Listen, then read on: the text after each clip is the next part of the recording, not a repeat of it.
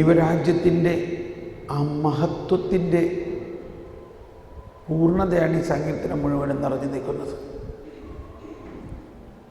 അങ്ങയിൽ ശരണം വെച്ചിരിക്കുന്നു. അവിടെ പറയുകയാണ്, അങ്ങയുടെ പരിശുദ്ധൻ ജീർണിക്കാൻ അനുവദിക്കുകയില്ല.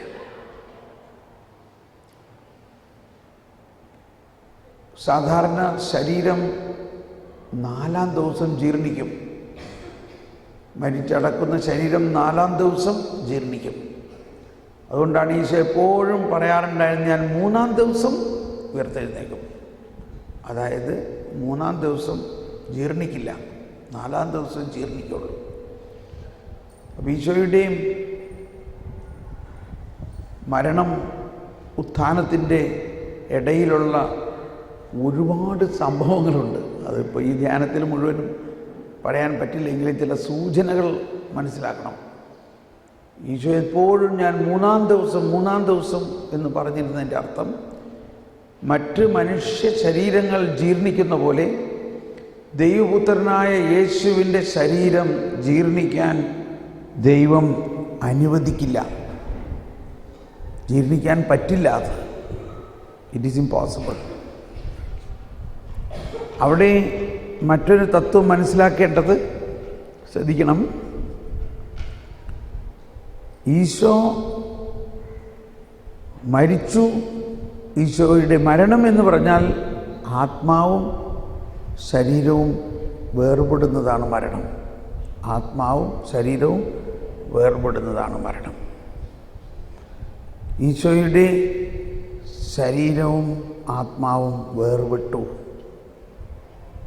ശ്രദ്ധിക്കണം, ഈശോയുടെ ശരീരവും ആത്മാവും വേർപെട്ടു എങ്കിലും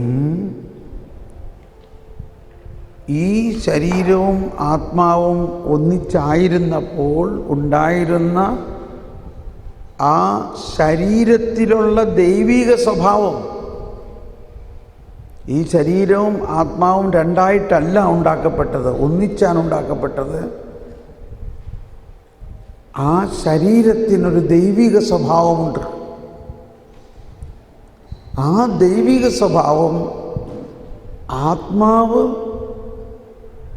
വേർപെട്ടാലും ശരീരത്തിൻ്റെ ആ ദൈവിക സ്വഭാവം വേർപെടുന്നില്ല എന്നതാണ്.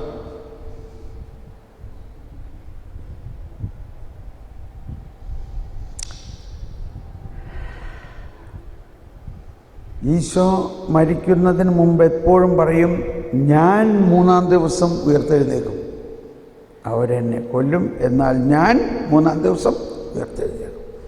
ഈശോ 3-ാം ദിവസം ഉയർത്തെഴുന്നേറ്റത് ഈശോയുടെ തന്നെ ശക്തിയിലൂടെയാണ്. ആ ശക്തി ഈശോയിലേക്ക് മരിക്കുന്നതിന് മുൻപേ തന്നെ നൽകപ്പെട്ടിരുന്നൊരു ശക്തിയാണ്. അപ്പോൾ ഇവിടെ ഉയർപ്പിനെ കുറിച്ച് നമ്മൾ മനസ്സിലാക്കുമ്പോൾ ദൈവത്തിൻ്റെ അത്ഭുതകരമായ വിസ്മയനീയമായ ആ ശക്തിയുടെ പുതുജീവനാണ് ഉയർപ്പ്, പുതുജീവൻ. അത് മരിക്കുന്നതിന് മുമ്പ് തന്നെ യേശുവിൻ്റെ നൽകപ്പെട്ടതും അത് യേശുവിൻ്റെ ആ മരിച്ച ശരീരത്തിലുണ്ടായിരുന്നു.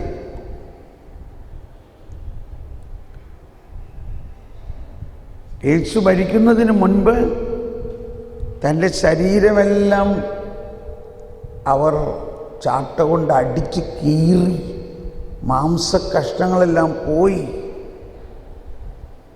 രക്തം പൂർണ്ണമായിട്ട് വാർന്ന് പൂർണ്ണമായിട്ട് രക്തം പോയി. അവസാന തുള്ളി രക്തം കുന്തം കൊണ്ട് കുത്തിയപ്പോൾ അതും പോയി.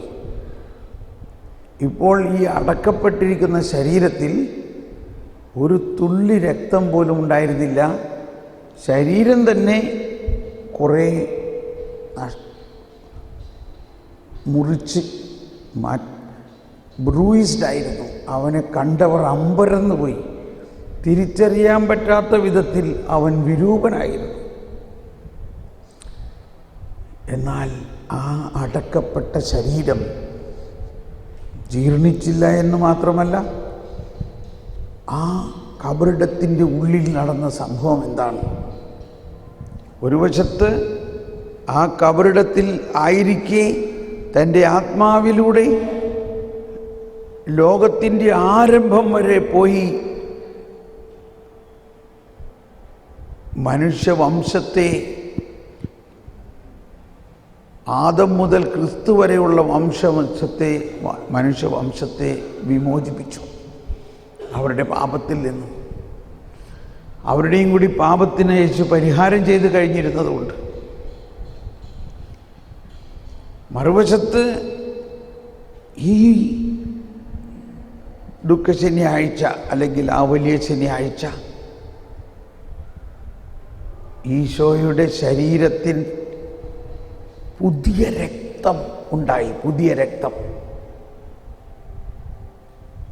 ആ പഴയ രക്തം പാപപങ്കിലം മനുഷ്യൻ്റെ പാപം മുഴുവനും ഏറ്റെടുത്ത ആ പഴയ രക്തം പൂർണ്ണമായിട്ട് വാർന്നു പോയല്ലോ.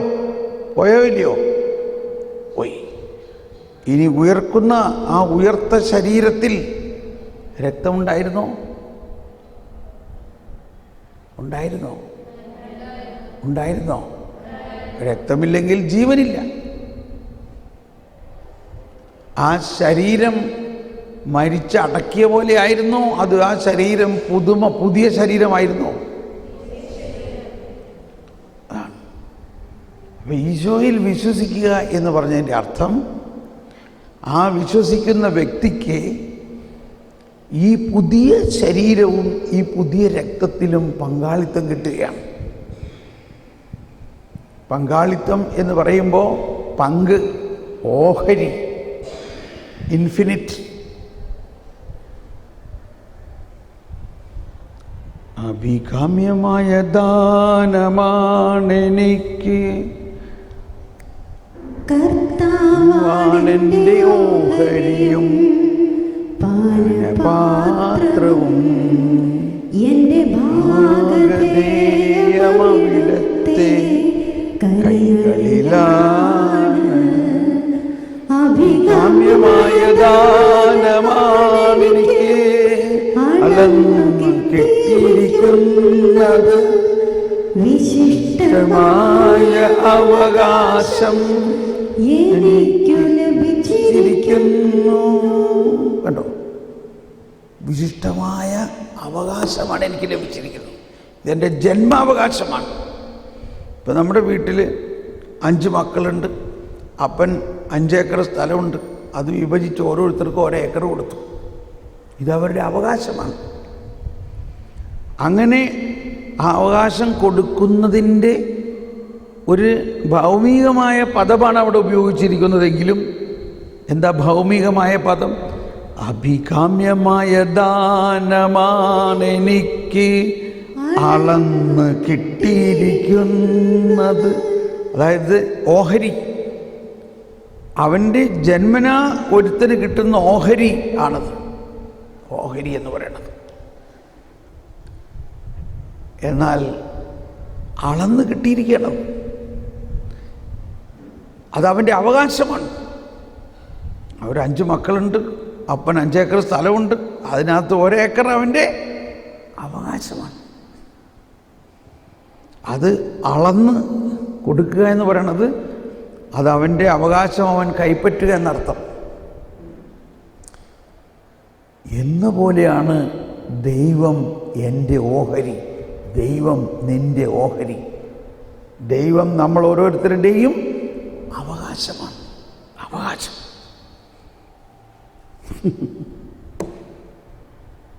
അവകാശമാണ് ദൈവം നമ്മുടെ. ആ അവകാശം അതിൻ്റെ ഏറ്റവും ഫലപ്രദമായിട്ടുള്ള അവസ്ഥയിലാണ് നമുക്ക് തരുന്നത്. ഒരു മരിച്ച യേശുവിനെ അല്ല തരുന്നത്, മരിച്ചുയർത്ത യേശുവിനെ തരുന്നത്. ആ ഉയർപ്പിൻ്റെ എല്ലാ ശക്തി സൗന്ദര്യങ്ങൾ അടങ്ങുന്ന ആ മഹത്വം മുഴുവനും നിറഞ്ഞു തുളുമ്പുന്ന ആ പുതിയ ജീവൻ, അതാണ് നമ്മളുടെ അവകാശം. നീ ആദ്യമൊന്ന് പാടി. കർത്താവെൻ്റെ ഓഹരിയും പാനപാത്രവും എൻ്റെ നാഗധേയമവിടത്തെ കൈകളിലാണ്. അഭികാമ്യമായ ദാനമാണെനിക്ക് അളന്നു കിട്ടിയിരിക്കുന്നത്. വിശിഷ്ടമായ അവകാശം എനിക്ക് ലഭിച്ചിരിക്കുന്നു. ഉപദേശം നൽകുന്ന കർത്താവിനെ ഞാൻ വാഴ്ത്തുന്നു. രാത്രിയിലും എന്റെ അന്തരംഗത്തിൽ പ്രബോധനം നിറയുന്നു. എല്ലാവരും ഒന്ന് ഏറ്റുപാടിയേ. ഈ അർത്ഥത്തിൽ, ഈ ബോധ്യത്തിൽ, ഇത്രയും കേട്ട ബോധ്യത്തിൽ ഇതൊന്ന് എല്ലാവരും ഒന്ന് ഏറ്റുപാടിയോ. ഒന്ന് എഴുന്നേറ്റ് നിന്ന് പാടാം നമുക്കത്. അത് നമ്മുടെ ഹൃദയത്തിലേക്ക് ആഴ്ന്നിറങ്ങട്ടെ. ഈ അവകാശം നമുക്ക് ലഭിച്ചു കഴിഞ്ഞിരിക്കുന്നു എന്നുള്ള ബോധ്യത്തിൽ. കർത്താവാണ് ഓഹരിയും പാത്രവും എന്റെ ഭാഗധേയമവിടത്തെ കൈകളിലാണ്. നോക്കി പാടുക. കർത്താവാണെന്റെ ഓഹരിയും പാനപാത്രവും എന്റെ ഭാഗധേയമവിടത്തെ കൈകളിലാണ്. അഭികാമ്യമായ ദാനമാണെനിക്ക് അളന്നു കിട്ടിയിരിക്കുന്നത്. വിശിഷ്ടമായ അവകാശം എനിക്കു ലഭിച്ചിരിക്കുന്നു. അഭികാമ്യമായ ദാനമാണെനിക്ക് അളന്നു കിട്ടിയിരിക്കുന്നത്. വിശിഷ്ടമായ അവകാശം എനിക്കു ലഭിച്ചിരിക്കുന്നു. എനിക്കുപദേശം നൽകുന്ന കർത്താവിനെ ഞാൻ വാഴ്ത്തുന്നു. രാത്രിയിലും എന്റെ അന്തരംഗത്തിൽ പ്രബോധനം നിറയുന്നു. Praise the Lord. ഞാൻ പറഞ്ഞില്ലേ, ഇന്ന് ഒരുപാട് ഓണസദ്യ നമുക്ക് കിട്ടാൻ പോവുകയാണ്. കിട്ടിയോ? ഇതിനും വലിയ പാൽപ്പായസം ഇനി ഉണ്ടോ? പക്ഷെ എന്താണ് നമുക്ക് കിട്ടിയേക്കുന്നത്? കർത്താവിനെ തന്നെ നമ്മൾക്ക് കർത്താവ് എന്തായി തന്നിരിക്കുന്നു? ഓഹരിയായി തന്നിരിക്കുന്നു, അവകാശമായി തന്നിരിക്കുന്നു, അളന്ന് തന്നിരിക്കുന്നു. അപ്പം ഇതിനെ ഇനി നമ്മൾ ഇന്നലെ പഠിച്ചത് വെച്ച് നോക്കുക. ആ വിളക്ക്, ഞാൻ ലോകത്തിൻ്റെ പ്രകാശമാകുന്നു, ഇനി നീ ലോകത്തിൻ്റെ പ്രകാശമാകും. ആ കടുകുമണി എന്ന് പറഞ്ഞാൽ എന്താ? ആ അനന്തമായ ദൈവത്തിൽ നിന്നും ഓഹരി. ഇനിയിപ്പോൾ വീണ്ടും ആ 5 മക്കൾക്ക് 5 ഏക്കർ സ്ഥലമുണ്ട്.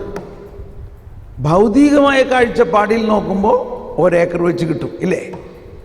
ഇനി ആത്മീയമായ കാഴ്ചപ്പാടിൽ നോക്കുമ്പോഴോ 5 ഏക്കർ ആത്മീയ ദാനമാണ് ഉള്ളത്. ഈ ആത്മീയ ദാനത്തിൻ്റെ ഓഹരി കിട്ടുമ്പോൾ 5 പേർക്ക് എത്ര വെച്ച് കിട്ടും? 5.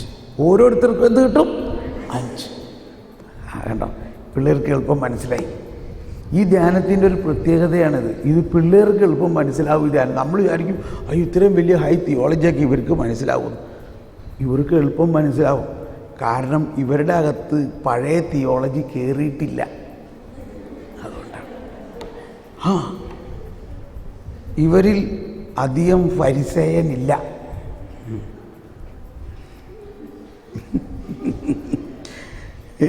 കഴിഞ്ഞൊരു ധ്യാനത്തിൽ ഇത് നമ്മൾ പൊതുവായിട്ട് നടത്തുമ്പോൾ അതിവളർച്ചാ ധ്യാനം എന്ന് പറഞ്ഞിട്ടാണ്. അതിവളർച്ചാ ധ്യാനം.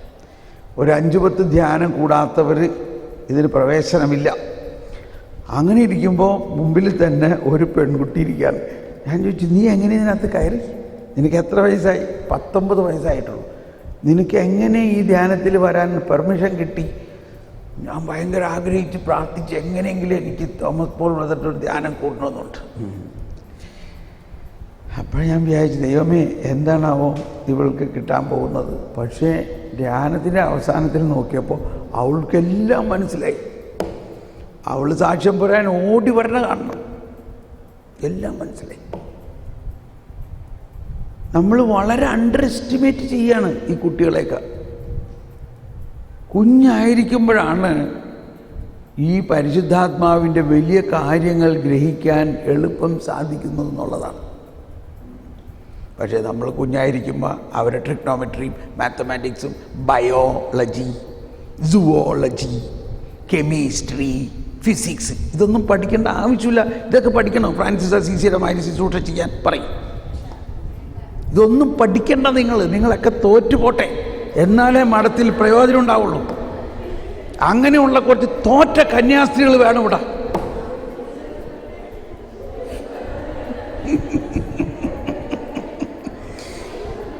ഞാൻ ശരിക്കും പ്രാർത്ഥിക്കുക, ഒന്നും അറിയാത്ത കുറേ പൊട്ട കന്യാസ്ത്രീകളുണ്ടെങ്കിൽ ഈ സഭ നന്നാവുള്ളൂ. എന്നാൽ നിങ്ങൾ ശരിക്ക് ഫ്രാൻസിസ് അസീസിയുടെ ശിഷ്യരാണ്. ഈ ക്ലാര പുണ്യവതിയൊക്കെ ഈ കൊച്ചുറേസിയൊക്കെ എന്തോ ഒരു വലിയ പഠനം വല്ലതും നടത്തിയിട്ടാണോ? നമ്മൾ അവരുടെയൊക്കെ സ്പിരിച്വാലിറ്റി എന്ന് പറയുകയും ചെയ്യും. എന്നിട്ട് ഈ ലോകത്തിൻ്റെ ആവശ്യമില്ലാത്ത മുഴുവനും പഠിച്ച് തലേ കയറ്റുകയും ചെയ്യും.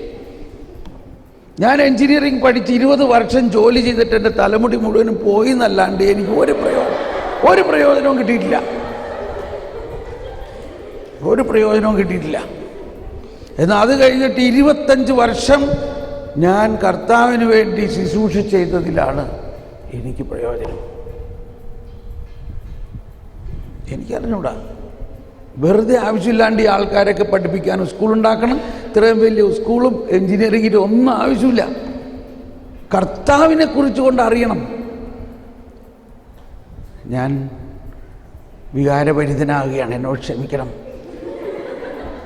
എനിക്കുള്ള വികാരം ഇതാണ്. ഈ ആളുകളുടെ എല്ലാം പഠിപ്പ് പോട്ടെ, ആളുകളുടെ എല്ലാം പണം പോട്ടെ, എല്ലാവരും ഫ്രാൻസിസ് അസീസിയെ പോലെ ദരിദ്രരാകട്ടെ. ഇതാണ് എൻ്റെ പ്രാർത്ഥന. നിങ്ങൾക്ക് ധൈര്യമുണ്ടെങ്കിൽ അങ്ങനെ പ്രാർത്ഥിക്കും. ആരാ നിങ്ങളോട് പറഞ്ഞത് കർത്താവ് ഈശോമിശിഹ കാലിത്തൊഴുത്തിൽ പറഞ്ഞ കർത്താവ് ഈശോമിശിഹയ്ക്ക് വേണ്ടി വലിയ വലിയ വലിയ വലിയ ബംഗ്ലാവുകൾ ഉണ്ടാക്കണം? ആരാ പറഞ്ഞേ? അങ്ങനെയുള്ളൊരു സംസ്കാരമാണ് നമ്മൾ വളർത്തിക്കൊണ്ടുവരുന്നതെന്ന്. അതുകൊണ്ടാണ് ഇത്രയും വർഷം, ഇത്ര 800-700 വർഷം കഴിഞ്ഞിട്ട് ആ ഫ്രാൻസിസിൻ്റെ ആത്മീയതയിൽ ആദ്യമായിട്ടൊരു മാർപ്പാപ്പേനെ കൊണ്ടുവന്നിരിക്കുന്നു. ഇതാര് കൊണ്ടുവന്നു? കർത്താവ്. ആ മാർപ്പാപ്പയായി കഴിഞ്ഞപ്പോൾ പരിശുദ്ധാത്മാവ് ആ മാർപ്പാപ്പയ്ക്ക് എന്താ അവിടെ പറഞ്ഞത്? അദ്ദേഹം ജെസൂട്ടാണ്, പക്ഷെ നീ കോൺഗ്രിഗേഷൻ മാറ്, നീ ജെസൂട്ടാവണ്ട, നീ ഫ്രാൻസിസ്കനാക്. അങ്ങനെ ഫ്രാൻസിസിൻ്റെ സ്പിരിച്വാലിറ്റി വീണ്ടും ജ്വലിപ്പിക്കാൻ ആരംഭിച്ചു. ആ മാർപ്പാപ്പ ഉടനെ ആദ്യം പോയത് സാന്താമിയാനോയിൽ, അസീസിയിൽ ഫ്രാൻസിസിനോട് കർത്താവ് കുരിശിൽ കിടന്നുകൊണ്ട് പറഞ്ഞ ആ കുരിശിൻ്റെ അടുക്ക ചെന്ന് ആ മാർപ്പാപ്പ സാട്ടാങ്ങം വീണം കിടന്നു. അപ്പം എന്ത് കേട്ട് കാണും? എന്തായിരിക്കും മാർപ്പാപ്പ കേട്ടത്?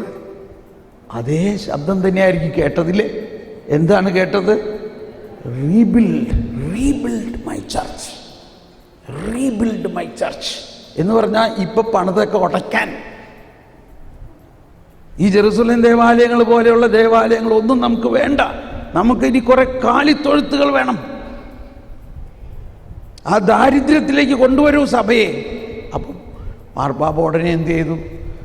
തൻ്റെ അരമന ഉപേക്ഷിച്ചു. ആദ്യം ചെയ്തത് അതാണ്. തൻ്റെ പോഷ് കാറുകൾ ഉപേക്ഷിച്ചു. തൻ്റെ എല്ലാ സുഖ സൗകര്യങ്ങളും ഉപേക്ഷിച്ചു. ഒരു സാധാരണ ബിഷപ്പ് താമസിക്കുന്ന ഒരു ഫ്ലാറ്റിലേക്ക് വന്നു. ഇച്ചിരി കഞ്ഞി വയ്ക്കാനുള്ള സൗകര്യം അവിടെ ഉണ്ടാക്കി. തന്നെത്താൻ ടോസ്റ്റൊക്കെ ഉണ്ടാക്കാൻ പറ്റണ മാതിരിയൊക്കെ ചെയ്യണം. പാവങ്ങളുടെ അടുത്തേക്ക് ഇറങ്ങി ചെല്ലണം. സാധാരണ ഒരു മനുഷ്യനെ പോലെ, സാധാരണക്കാരനെ പോലെ ഒരു മാർപ്പാപ്പയായി മാറും. ഇത് ഫ്രാൻസിസ് അസീസിയുടെ ആ ചൈതന്യമാണ്. എന്ന് പറഞ്ഞാൽ അതാണ് കർത്താവ് ഈശോമിശിഹായുടെ ചൈതന്യം. അത് കണ്ട് നിങ്ങൾ ഒരുപാട് പഠിക്കുകയൊന്നും വേണ്ട. നിങ്ങൾ കുറേ തോറ്റിട്ട് കന്യാസ്ത്രീ ആക്കും നിങ്ങളെ. ഫ്രാൻസിസിനോട് പ്രാർത്ഥിക്കുക, കുപ്പർട്ടീനോനോട് പ്രാർത്ഥിക്കുക. കുപ്പർട്ടീനോനറിയോ? കുപ്പർട്ടീനോ മാതിരി ആയാൽ മതി. കുപ്പർട്ടീനോൻ്റെ മാതിരി ആയാൽ മതി. ഒരുപാട് വിദ്യാഭ്യാസമൊന്നും ആവശ്യമൊന്നുമില്ല. ഒരുപാട് വിദ്യ അഭ്യസിച്ച് കഴിയുമ്പോഴാണ് തല തിരിഞ്ഞ് പിന്നെ കർത്താവിന് വേണ്ടി സമയവുമില്ല, ഒന്നുമില്ല. ഞാൻ ഇത് വെറുതെ തമാശ പറഞ്ഞതല്ല, ഒരു കാര്യം കൂടി പറഞ്ഞോട്ടെ കേട്ടോ. കേരള സഭ, ഈ കത്തോലിക്ക വിശ്വാസം, ഈ സഭയിലിവിടെ 2000 വർഷമായി, തോമാസ് ലീഹായുടെ കാലം മുതലുള്ള ഈ കേരള സഭ, ഈ 2000 വർഷമായിട്ട് എന്തുകൊണ്ടാണ് ഈ ഭാരതത്തിൽ ഈ വിശ്വാസം വെറും 2% കൂടി വന്ന 3% നിൽക്കുന്നേ? കാരണം നമ്മളെല്ലാവരും വേറെ ഡയറക്ഷനിലാണ് പോയേക്കണേ. ഇവിടെ നമുക്ക് എന്തില്ല, എല്ലാം ഉണ്ട്. ഈ ഡയസിസുകൾക്കും ഒരുപാട് കോൺഗ്രിഗേഷനുകൾക്കും എല്ലാം ഞാൻ ഫരിസേയനാകാൻ പോവുകയാണ് കേട്ടോ കുറച്ച് നേരത്തേക്ക്. ഇത്രയും രൂപതകൾ, ഇത്രയും കോൺഗ്രിഗേഷനുകൾക്ക് എല്ലാം ഉണ്ട്. എന്തുണ്ട്? 5000 പാരിഷുകൾക്ക് 6000 സ്കൂളുകളുണ്ട്. മെഡിക്കൽ കോളേജ് ഉണ്ട്, എഞ്ചിനീയറിംഗ് കോളേജ് ഉണ്ട്, ഡിഗ്രി കോളേജ് ഉണ്ട്, മാനേജ്മെൻറ്റ് കോളേജ് ഉണ്ട്, പോളിടെക്നിക് കോളേജുകളുണ്ട്, സയൻസ് കോളേജുകളുണ്ട്, ഹോം സയൻസ് കോളേജുകളുണ്ട്, നേഴ്സിംഗ് കോളേജുകളുണ്ട്. എന്നാൽ ഒറ്റ ബൈബിൾ കോളേജ് പോലുമില്ല. ഒറ്റ ബൈബിൾ കോളേജ് പോലുമില്ല. ഈ വലിയ വലിയ കോൺഗ്രിഗേഷനുകൾ, വലിയ വലിയ യൂണിവേഴ്സിറ്റികൾ വരെ നടത്തുന്ന കോൺഗ്രിഗേഷനുകൾക്ക് അഭിമാനിക്കാനായിട്ട് എന്തുണ്ട്? കുറെ ഇംഗ്ലീഷും മാത്തമാറ്റിക്സും കാൽക്കുലസും സയൻസും പഠിപ്പിക്കുന്ന കോളേജാണോ കർത്താവ് ഈശോ പറഞ്ഞത്? മനുഷ്യൻ അപ്പം കൊണ്ട് മാത്രമല്ല ജീവിക്കേണ്ടത്, കർത്താവിൻ്റെ അധരത്തിൽ നിന്ന് വരുന്ന വചനം കൊണ്ടാണ്. എന്നിട്ട് ആ വചനം പഠിപ്പിക്കാൻ ഏത് കോൺഗ്രിഗേഷൻ ഒരു കോളേജ് ഉണ്ട്? പറയും.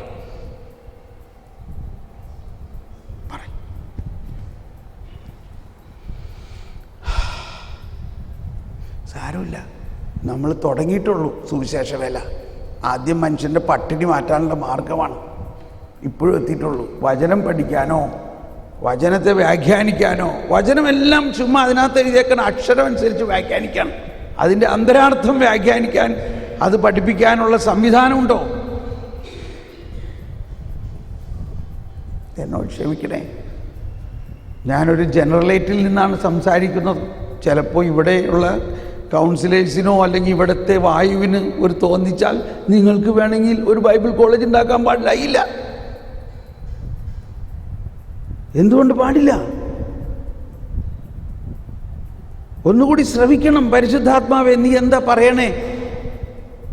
അന്ന് ഫ്രാൻസിസ് അസീസിയുടെ കാലത്ത് മനുഷ്യൻ പട്ടിണി, പാവങ്ങൾ, അവർക്ക് ദാരിദ്ര്യം മാറ്റാനായിരുന്നുവെങ്കിൽ ഇന്നത്തെ ദാരിദ്ര്യം വിശ്വാസമില്ലായ്മയാണ്. ഇന്നത്തെ ദാരിദ്ര്യം എന്താണ്? വിശ്വാസമില്ലായ്മ. മനുഷ്യന്റെ വിശ്വാസം വർദ്ധിച്ചു കഴിഞ്ഞാൽ അവനെല്ലാം ലഭിക്കും. ആ വിശ്വാസം വർദ്ധിക്കാൻ വേണ്ടി എന്ത് ചെയ്യണം? അതാണ് നമ്മൾക്ക് വേണ്ടത്, വിശ്വാസം. ആ വിശ്വാസം വർദ്ധിക്കാൻ വേണ്ടി എന്ത് ചെയ്യണം? നമ്മുടെ സ്കൂളുകൾ തന്നെ, ഇത്രയും സംവിധാനങ്ങളുള്ള സ്കൂളുകൾ, ആശുപത്രികൾ, ഇൻസ്റ്റിറ്റ്യൂഷനുകളിൽ 1 മണിക്കൂറെങ്കിലും ഒരു ബൈബിൾ ക്ലാസ് വൈകുന്നേരം നടത്തിക്കൂടെ? ഇഷ്ടമുള്ളവർ വന്നാൽ മതി. ഒരു 10 കുട്ടികളെങ്കിലും വന്നിട്ടുണ്ടെങ്കിൽ അവർ വരട്ടെ. അല്ലെങ്കിൽ അവരുടെ മാതാപിതാക്കൾക്ക് വേണ്ടി ചെയ്തൂടെ? ഈ ബിൽഡിങ്ങൊക്കെ തമ്പുരാൻ തന്നിട്ടുണ്ടല്ലോ. എനിവേ, ഞാൻ പറഞ്ഞത് എന്തുകൊണ്ടാ? കർത്താവാണെൻ്റെ ഓഹരിയും പാനപാത്രവും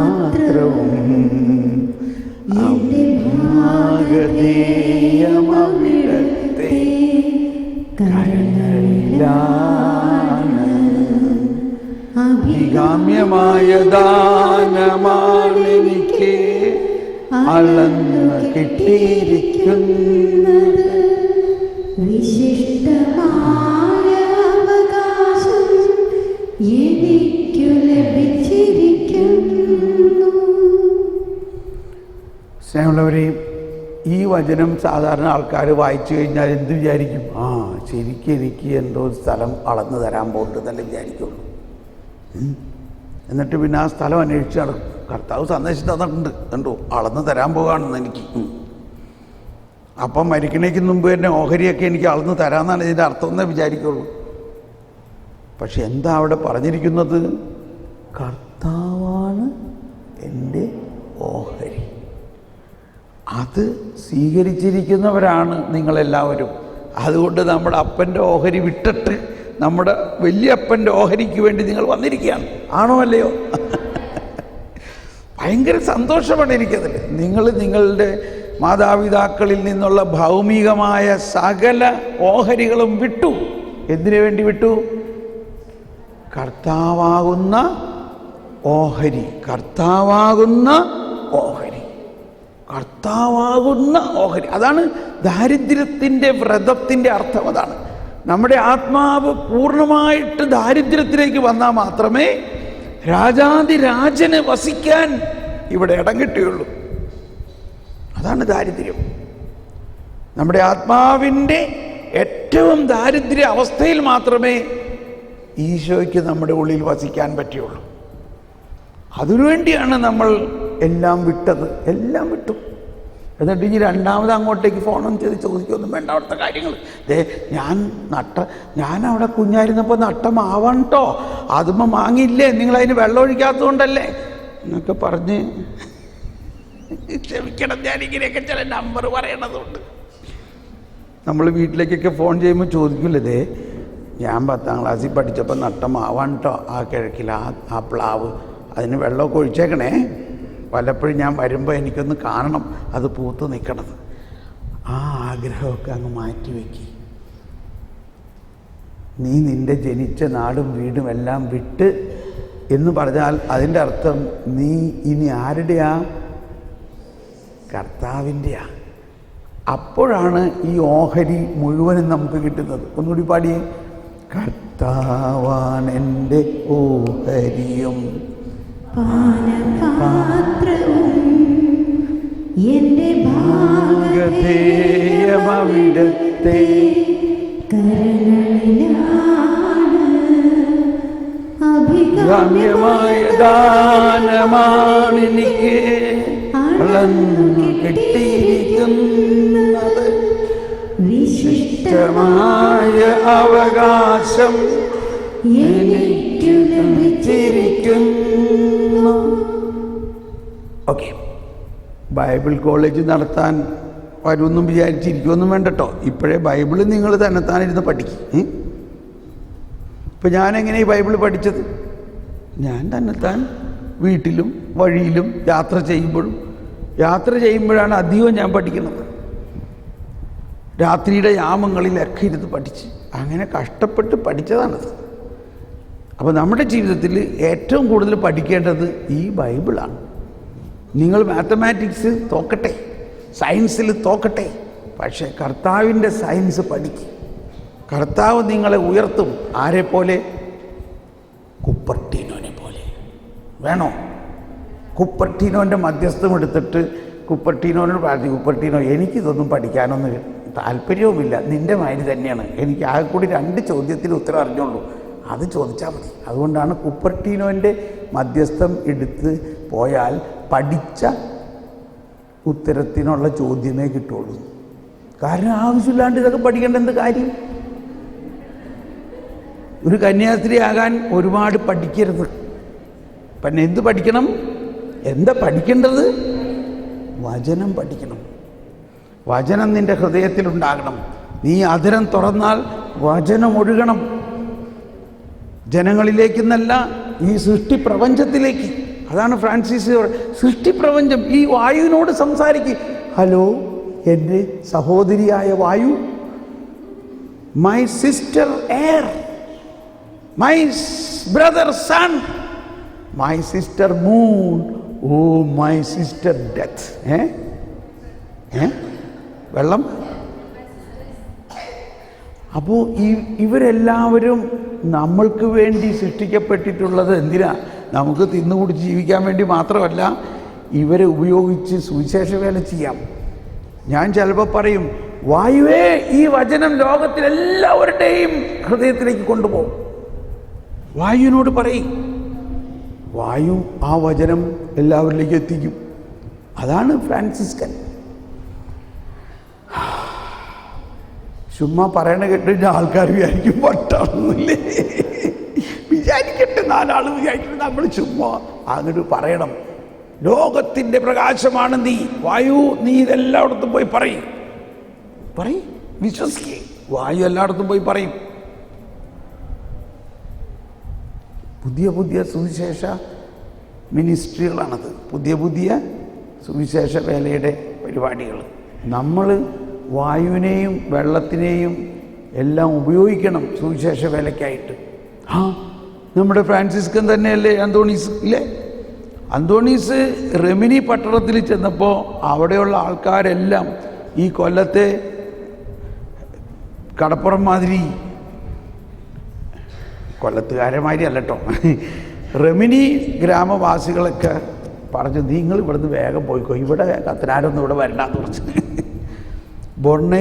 ബൊർണേലി, എന്താ എൻ്റെ പേര്, ബോണനെല്ലോ എന്ന് പറഞ്ഞ ഒരു തടിയൻ ഗുണ്ട പറഞ്ഞു, ബോണനെല്ലോ പറഞ്ഞു, അന്തോണിയച്ചോ ഇത് എൻ്റെ സ്ഥലമാണ്, ഇവിടെ നിങ്ങൾ വരേണ്ട ആവശ്യമൊന്നുമില്ല, ഇവിടെ ഞാൻ പറയണമെന്ന് കാര്യം, അതുകൊണ്ട് പള്ളിയും പട്ടക്കാരനൊന്നും ഇവിടെ ആവശ്യമില്ല, വേഗം പോയിക്കൊള്ളാൻ പറഞ്ഞു. ബോണനെല്ലോനെ കണ്ട വഴി ആളുകളൊക്കെ പേടിച്ച് ഓടി. ബോണനെല്ലോ ഒരു ഗുണ്ടയാണ്. അന്തോണിയച്ചൻ എന്ത് ചെയ്യണം ഇപ്പോൾ? ബോണനെല്ലോ പറയണത് കേൾക്കണോ, കർത്താവ് ചോദിച്ച പറയണത് കേൾക്കണോ? ബോണനെല്ലോ ആ അടഞ്ഞു കിടന്ന പള്ളിയുടെ അകത്ത് കയറി മാറാമ്പലയൊക്കെ മാറ്റി അതിൻ്റെ അകത്തുനിന്ന് കർത്താവ് പറയുകയാണേ, നിന്റെ നാവ് എൻ്റെ വചനം പറയാൻ വേണ്ടിയുള്ളതാണ്, അതൊരിക്കലും നിലയ്ക്കില്ല. അതുകൊണ്ട് ഈ റെമിനി പട്ടണത്തിലെ നിവാസികൾ, കാതുള്ളവർ എൻ്റെ വചനം കേൾക്കുന്നില്ലെങ്കിൽ ഈ റെമിനി കടപ്പുറത്ത് പോകുക. കാതില്ലാത്ത മത്സ്യങ്ങളോട് നീ വചനം പ്രഘോഷിക്കുക. ആ കാതില്ലാത്ത മത്സ്യങ്ങൾ വചനം കേൾക്കുന്നത് കാണുമ്പോൾ കാതുള്ളവർക്ക് മാനസാന്തരമുണ്ടാകും. അങ്ങനെ അന്തോണി അച്ഛൻ അച്ഛൻ അങ്ങോട്ട് ചെല്ലുകയാണ്. അച്ഛൻ ചോദിച്ചില്ല, എന്തീ പറഞ്ഞ കർത്താവ്, ഞാൻ മത്സ്യത്തിനോട് പറയേ. അന്തോണി വേറെ ഒന്നും ശ്രദ്ധിച്ചില്ല. കർത്താവ് പറഞ്ഞു, നാവ് എടുക്കുക, പറയുക. കടപ്പുറത്ത് എന്നിട്ട് പറഞ്ഞു, അല്ലയോ സഹോദരങ്ങളായ മത്സ്യങ്ങളെ, നിങ്ങൾ എത്ര ശ്രേഷ്ഠരാണ്. നിങ്ങളൊരു ജീവി മാത്രമാണ് നോഹയുടെ കാലത്ത് നശിപ്പിക്കപ്പെടാതിരുന്നുള്ളൂ. മനുഷ്യവംശം തന്നെ ഏതാണ്ട് നശിച്ചു, സകല ജീവജാലങ്ങളും നശിച്ചെങ്കിലും മത്സ്യങ്ങൾക്ക് കുശാലായിരുന്നു, ധാരാളം പുതുവെള്ളം. മത്സ്യം മാത്രം ഒരു ജീവിയാണ് നോഹയുടെ കാലത്ത് നശിക്കാതിരുന്നത്. അതുകൊണ്ട് നിങ്ങളെ ദൈവം എന്തോ ഒരു ശ്രേഷ്ഠമായി കണക്കാക്കുന്നു. നിങ്ങളുടെ ഒരു അപ്പാപ്പനാണ് ഞങ്ങളുടെ യോനാ പ്രവാചകനെ കൊണ്ട് പോയത്. നിങ്ങളുടെ ഒരു സഹോദരനാണ് ഞങ്ങളുടെ കർത്താവ് ഈശോ മിശിഹായ്ക്ക്